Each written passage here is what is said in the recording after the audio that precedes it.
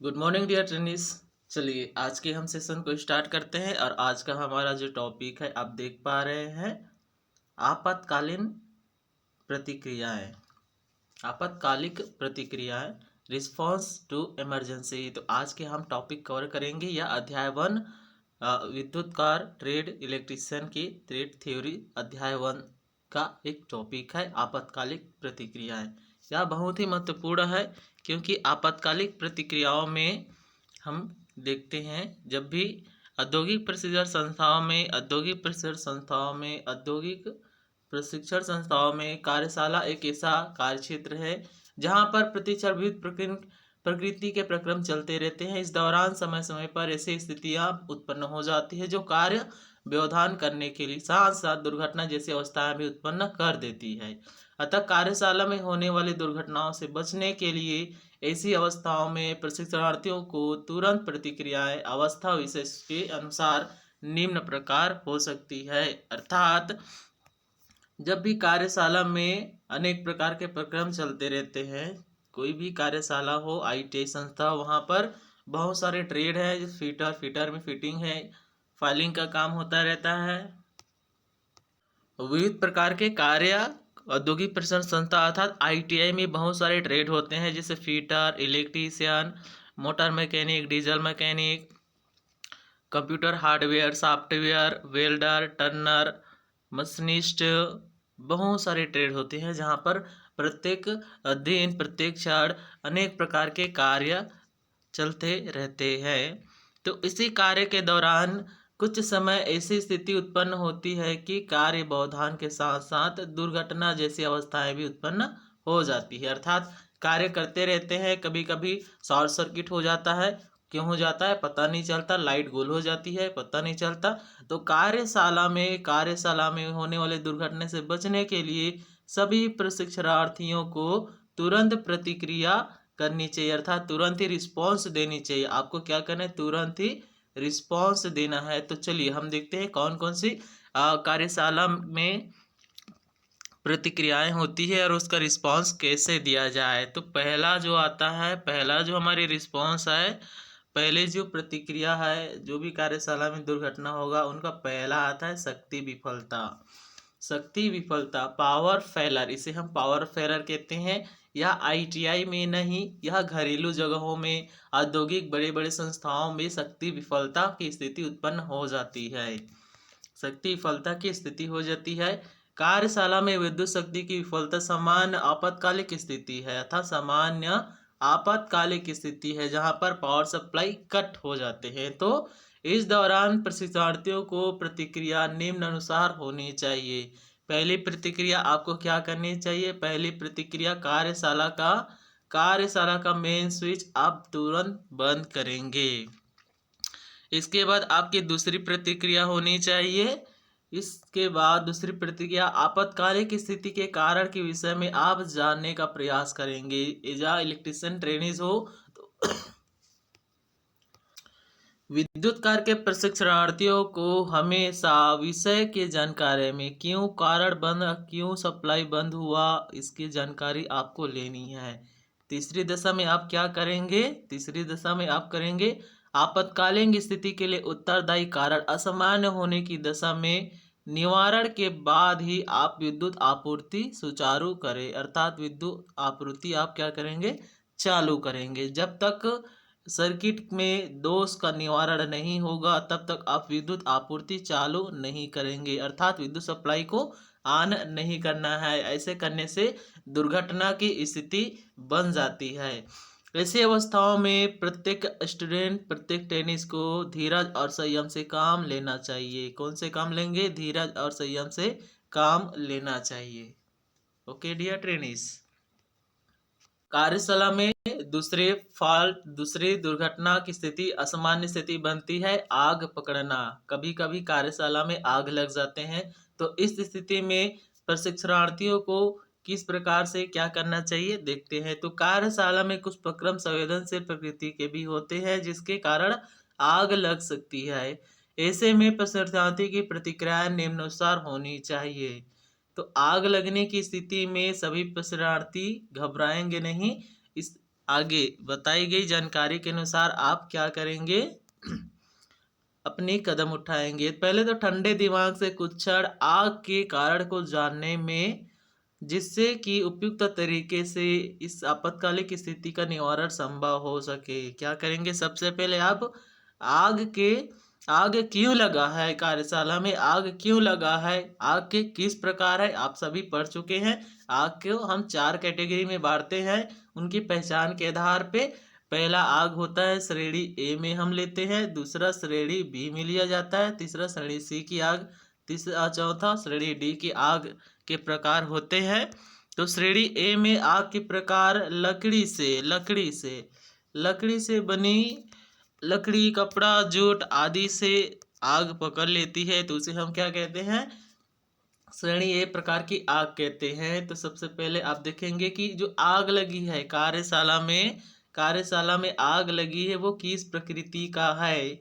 क्या सूखी लकड़ी में आग लगी है, या फिर किसी मोटर्स में आग लगी है, या केबल में आग लगी है, आदि की जानकारी आप ठंडे दिमाग से लेंगे। ठीक है, इसके बाद आप क्या करेंगे,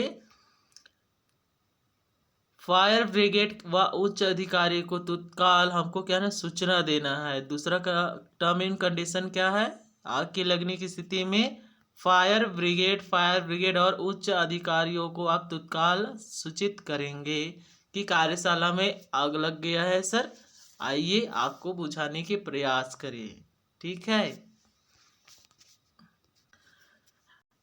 कार्यशाला में उपलब्ध उपयुक्त अग्निशामक यंत्रों का तुरंत प्रयोग कर आग को नियंत्रित करने का प्रयास करें। जब भी कार्यशाला में आग लगती है तो हमें क्या करना चाहिए, अग्निशामक यंत्र को प्रयोग करके आग को बुझाने की प्रयास करनी चाहिए।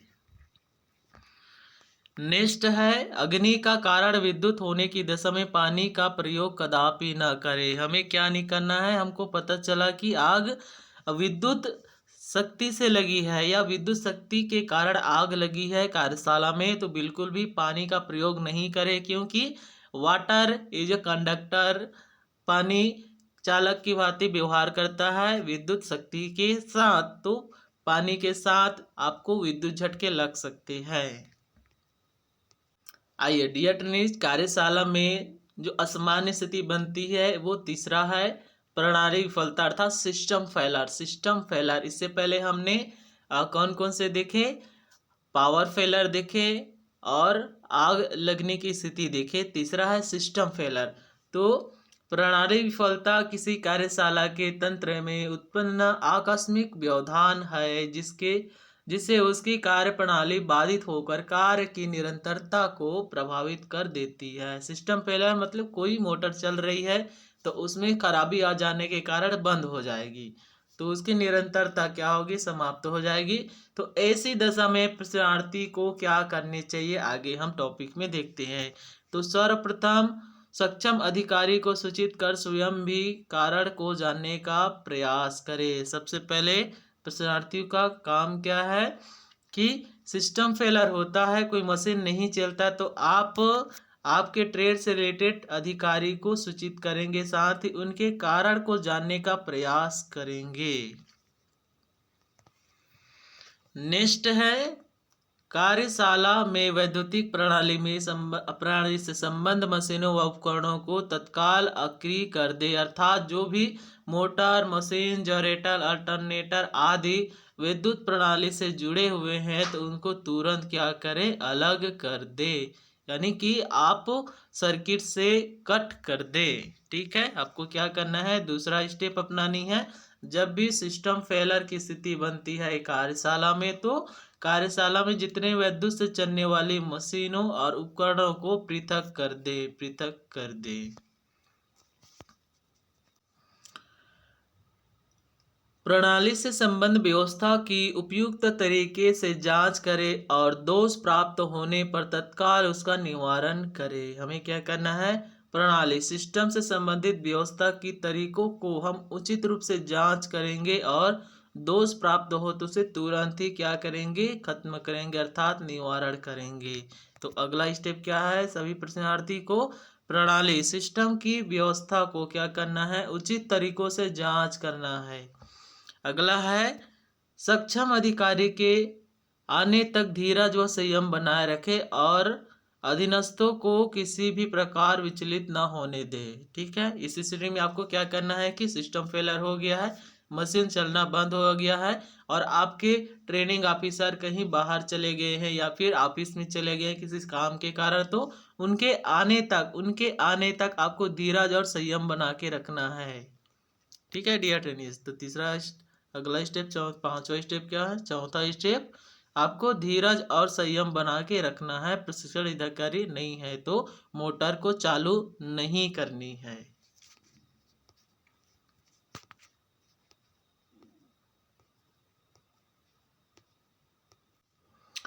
यदि वर्कशॉप के अंदर कारीगर उपयुक्त सभी नियमावली का पालन नहीं करता है तो उसके दुर्घटनाग्रस्त होने की संभावना बढ़ जाती है। किसी दुर्घटनाग्रस्त व्यक्ति के लिए वर्कशॉप के अंदर फर्स्ट एड बॉक्स की व्यवस्था पहले से ही होनी चाहिए तथा दुर्घटनाग्रस्त व्यक्ति को आपातकालिक सेवा आने से पूर्व प्राथमिक उपचार अवश्य देना चाहिए। हमें क्या करना है, कोई भी व्यक्ति दुर्घटनाग्रस्त हो गया है, कोई व्यक्ति दुर्घटनाग्रस्त हो गया है तो उनको फर्स्ट एड बॉक्स देंगे, साथ ही प्राथमिक उपचार भी करेंगे। चलिए नेक्स्ट टॉपिक है अपशिष्ट पदार्थ, वेस्ट मटेरियल। तो कार्यशाला में बहुत सारे वेस्ट मटेरियल्स होते हैं, तो अवांछनीय या अनुपयोगी पदार्थ को अपशिष्ट अथवा अपशिष्ट पदार्थ कहते हैं। तो किस प्रकार के पदार्थों कहेंगे, अवांछनीय या अनुपयुक्त पदार्थों को क्या कहेंगे, अपशिष्ट पदार्थ कहते हैं, अपशिष्ट पदार्थ कहते हैं। अपशिष्ट कोई भी वस्तु हो सकती है जिसका प्रयोग प्रारंभिक प्रयोग कर लेने के बाद यह खराब, अनुपयुक्त या बेकार हो जाता है।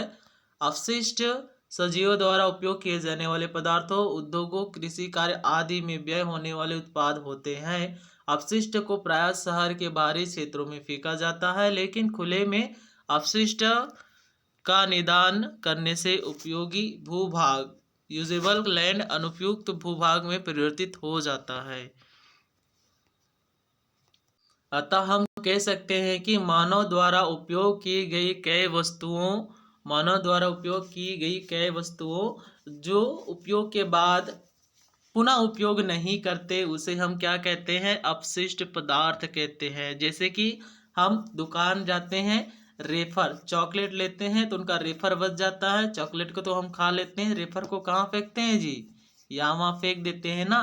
तो वही बाद में क्या होते हैं, हमारे भूमि के लिए, भूभाग, यूजेबल भूभाग के लिए क्या होता है, अनुपयुक्त बनाता है, अर्थात उनको बंजर बनाता है। जैसे कि आप कृषि कार्य में देखेंगे तो आज हम बहुत सारे फर्टिलाइजर इस्तेमाल करते हैं जो कि प्लास्टिक की बोतल में आती है, शीशे के ग्लास में आती है ना।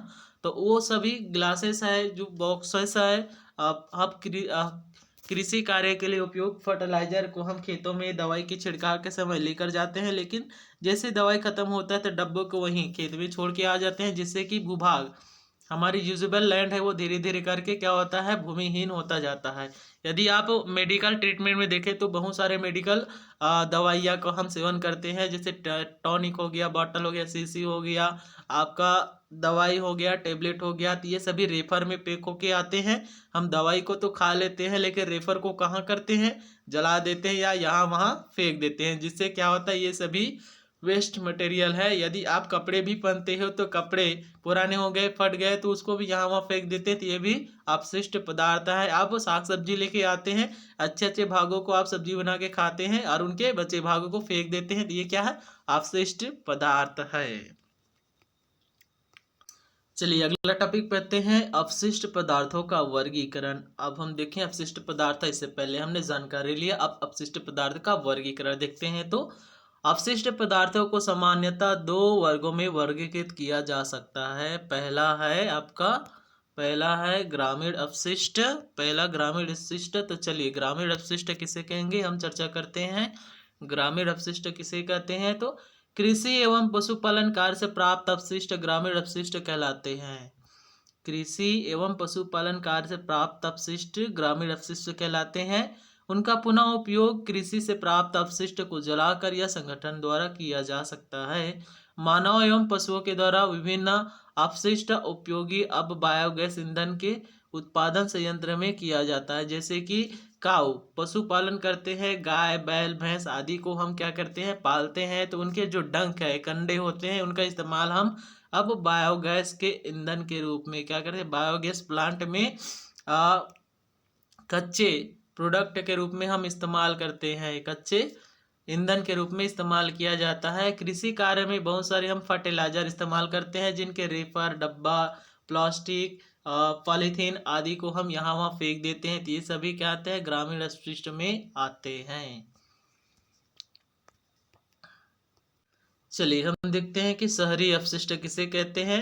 शहरी अपशिष्ट, तो अपशिष्ट को हम दो कैटेगरी में बांटते हैं, पहला ग्रामीण अपशिष्ट, दूसरा है शहरी अपशिष्ट। तो ये घरेलू वस्तुओं, नगर सीमा में औद्योगिक स्थान संस्थानों से प्राप्त अपशिष्ट होते हैं। इसे पुनः दो वर्गों में विभाजित किया जाता है। पहला वर्ग है ठोस अपशिष्ट, दूसरा है द्रव अपशिष्ट। ठीक है, पहला वर्ग क्या है, ठोस अपशिष्ट है, दूसरा द्रव अपशिष्ट। तो शहरी अपशिष्ट को दो कैटेगरी में बांटते हैं, ठोस अपशिष्ट हमें देखने को मिलता है और द्रवीय अपशिष्ट। ठोस अपशिष्ट क्या क्या होगा, ठोस अपशिष्ट में ठोस पदार्थ जैसे समाचार पत्र, डिब्बे, बोतल, टूटा हुआ कांच, प्लास्टिक की वस्तुएं, पॉलीथीन थैले आदि आते हैं, जो शहरों में बहुत ज़्यादा, आप शहर जाएंगे तो गली खोरों में, नगर में, सड़कों के किनारे पे कूड़े करकट के डिब्बे के बाहर भरे पड़े रहते हैं, जो कि अनावश्यक रूप से गंदगी फैलाते हैं, मस्कीटो होते हैं, बहुत सारे बीमारी को पनपने देते हैं। दूसरा हम देखते हैं द्रव अपशिष्ट। द्रव अपशिष्ट तो यह जल पर आधारित अपशिष्ट है, जो मुख्यतः अपशिष्ट संक्रियण स्रोत अर्थात एक्टिवेशन सोर्स से प्राप्त होते हैं। और द्रव अपशिष्ट हमें सबसे ज़्यादा कहाँ से मिलेंगे, कारखानों से मिलेंगे, संस्था औद्योगिक संस्थाओं से मिलते हैं, कारखानों से मिलेंगे। अब गांव में तो उतनी ज़्यादा कारखाने हैं नहीं, तो खराब पानी को हम नहीं बहाते, लेकिन सिटी में बहुत सारे कारखाने हैं, जिनके गंदगी पानी को कहाँ करेंगे, तो नालियों के माध्यम से क्या करते हैं, शहरों के बाहर तक लेकर जाया जाता है, जो कि सड़क के किनारे बनी नालियों में प्रवाहित होते हैं और बहुत सारी गंदगी, स्मेलिंग और अनेक प्रकार की बीमारियों को क्या करते हैं, सृजन करने में सहायता करते हैं।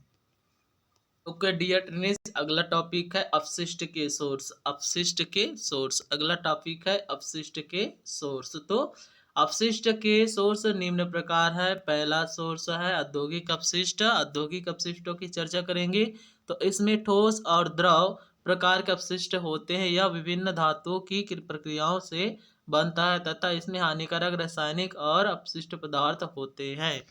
रासायनिक और ठोस धात्विक अपशिष्ट पदार्थ होते हैं। ठीक है, तो औद्योगिक अपशिष्ट में हमें क्या क्या देखने को मिलेगा, ठोस और द्रव, ठोस और द्रव दोनों प्रकार के अपशिष्ट देखने को मिलते हैं। जहां पर आप कारखानों में जनरली क्या बनेगा, प्रोडक्शन होगा, लोहे बनेगी, प्लास्टिक की बोतल बनेंगी, सीसी, ग्लास, रेपर, पॉलीथीन्स आदि का निर्माण होगा, जहां पर रासायनिक केमिकल के द्वारा इनका संगठन किया जाता है। और धात्विक ठोस के रूप में भी हमें अपशिष्ट देखने को मिलेंगे।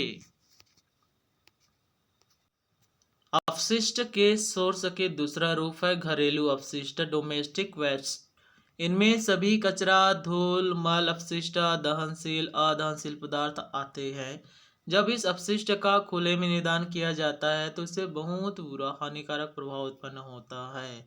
बहुत हानिकारक प्रभाव उत्पन्न होता है। कौन से अपशिष्ट से, घरेलू अपशिष्ट से। तो घरों में कचरा आपको मिलेगा, धूल मिलेगा, मल अपशिष्ट मिलेगा जो पशुओं से मिलेंगे, दहनशील कुछ ऐसे दहनशील वस्तुएं मिलेंगे, कुछ वस्तुएं, कुछ पदार्थ अदहनशील होते हैं, जो कि भूमि में खुले में छोड़ दिया जाए, खुले में छोड़ दिया जाए तब क्या होता है, भूमि को बंजर कर देता है। बहुत से हानिकारक दुष्प्रभाव देखने को मिलते हैं। तो देखिए आज के टॉपिक में हमने क्या कवर किया, आज के टॉपिक में हमने कवर किया,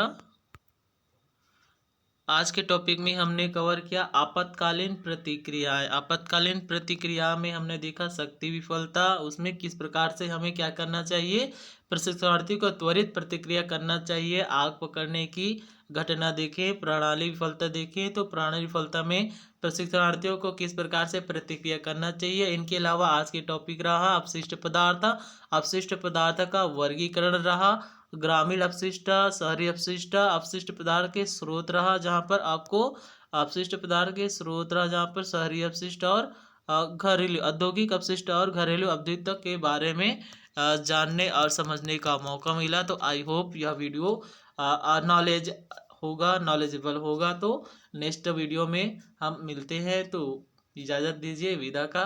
have a take care and good day.